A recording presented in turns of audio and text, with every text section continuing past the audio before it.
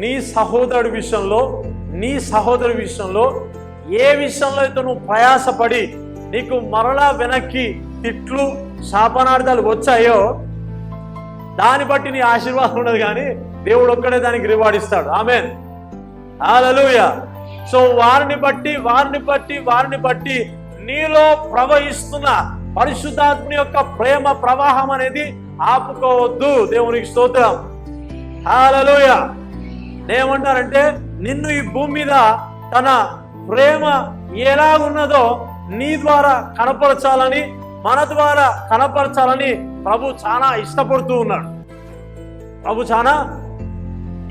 ఉన్నాడు. ఆమేన్, హల్లెలూయా. నేను చెప్పాను బ్రదర్, లవ్ సబ్జెక్ట్ చాలా డిఫరెంట్గా ఉంటుందా? సౌండ్ ఏమి వస్తలేదు. దేవునికి స్తోత్రం. ఇప్పుడు చాలా కష్టతరం ఏంటంటే ఇప్పుడు వానికి ఫోన్ చేయాలి, నేను ఇప్పుడు వానితో మాట్లాడాలి. అవునా? మా అన్నకు ఫోన్ చేయాలి, ఇప్పుడు మా తమ్మునికి ఫోన్ చేయాలా, మా అక్కకు ఫోన్ చేయాలి. నేను ఇది చాలా కష్టతరంగా ఉంది. మీరు చేయుదురుగాక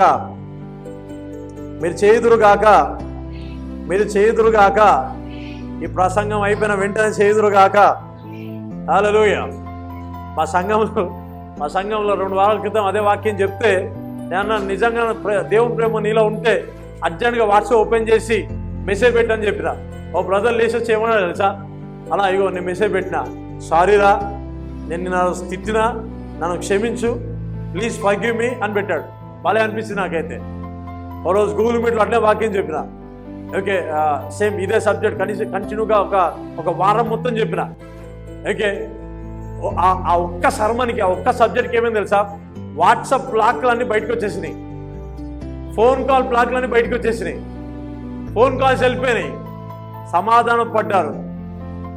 అవునా? కొందరికి ల్యాండ్ ఇష్యూ ఉంటుంది, కొందరు కుటుంబంలో ఉంటుంది, కొందరు డబ్బు విషయంలో ఉంటుంది, అవునా, కొందరు రిలేషన్లో ఉంటుంది. ఆ బంధకాలను తొలగిపోయినాయి. దేవునికి స్తోత్రం.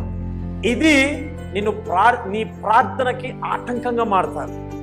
నేను ఎందుకు ఈ విషయం చెప్తున్నా అంటే కొంచెం లోతుగా అర్థం చేసుకునే ప్రయత్నం చేయండి. నీ సహోదరుడి పట్ల ఉన్న ఆ అన్ఫర్గివ్నెస్, ఆ ద్వేషపూరితము ఏమవుతుందంటే నీ ప్రార్థనకి, నీకు నీ దేవునికి ఉన్న ఆ సంబంధం ఏదైతే ఉందో అది నిన్ను ఆటంకపరుస్తూ ఉంది. అవునంటారా కాదంటారా? అవునా? ప్రభు ఇది ఇష్టపడలే. అవునా బిడ్డ, నేను నిన్ను ప్రేమిస్తున్నా కదా, చెప్పేస్తే ఏమవుతుంది అని అంటాడు, అంతే సింపుల్గా. ప్రభు కూడా ఎట్లా ఉంటాడంటే నువ్వు ఎన్నో అడుగుతూ ఉంటావు, ఆయన దాని గురించి మాట్లాడాడు, దీని గురించి మాట్లాడతాడు. Go and forgive your brother, go and tell your sister. Hallelujah. అవునా? వెళ్ళి సమాధాన పడు అని అంటాడు, వెళ్ళి సమాధానపడి మాట్లాడు అని అంటాడు. అవునా? అందుకే నేనేమంటాను తెలుసా, నీ జీవితంలో పరిశుద్ధాత్ముడు ప్రవాహం వల్లే పనిచేయాలంటే నీవు దేవుని ప్రేమలో నీవు ప్రయాణం చేయాలి. ఆమేన్. దేవుని ప్రేమలో ప్రయాణం చేయాలి. ఎలా? అవునా? Brotherly love. అవునా? దేవుని ప్రేమ, దేవుడు నన్ను అధికంగా ప్రేమిస్తున్నట్టు నమ్ముతున్నట్టయితే simply you will love your brother. అవునా? అందుకే నేను ఏమంటాను తెలుసా, చాలాసార్లు నేను కూడా, నాకు తెలుసు నా ఆశీర్వాదం నా సహోదరులో ఉంటుందని చెప్పి మోసం చేస్తున్నా కూడా, ఇబ్బంది పెడుతున్నా కూడా స్టిల్ ఐ లవ్. నా ప్రేమ కాదు, అది అగాపే లవ్.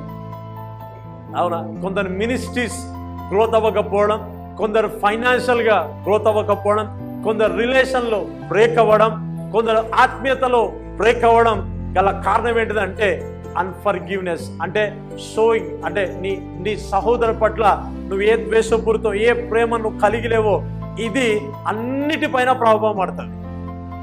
అవునా? ఏదైనా ఆరంభించబడేది ఎక్కడి నుంచి? నీ హృదయాంతరంగంలో. అవునా? నీ హృదయమే దీని విషయంలో పట్టబడి ఉంటే నువ్వు ఎలా ప్రవాహం వల్ల ఎలా ఉండగలుగుతావు? So we need to love your brother. అవునా? బ్రదర్లీ లవ్ని మనం మెయింటైన్ చేయాలి. అవునా? బ్రదర్ ఏదైతే ఇన్వెస్ట్మెంట్ చేస్తున్నాడో దానికి ఫలం రావాలని ఆశిస్తూ ఉన్నాను. నేను మిమ్మల్ని 3 సంవత్సరాల నుంచి చూస్తూ ఉన్నా. అవునా కదా? 3 years. బ్రదర్ ఏం చేస్తున్నాడు? School of the Holy Spirit అంటే పరిశుద్ధాత్ముడు is a teacher. He teach very well. పరిశుద్ధాత్ముడు ఒక్కడే హృదయాంతరంగంలో దాగి ఉన్న ప్రతి రహస్యాన్ని బయటపెట్టి నీకు బోధించి నీకు సరిచేసి ఆయన వలే నీవు జీవించాలని ప్రభు ఇష్టపడతాడు. Amen. So he investing in you. ఆయన ఏం చేస్తున్నాడంటే వాక్యాన్ని ఇన్వెస్ట్మెంట్ వెచ్చిస్తూ ఉన్నాడు. దానికి ఫలము రాకపోతే కొంచెం ఇబ్బందికరంగా ఉంటుందా లేదా? అవునా కదా?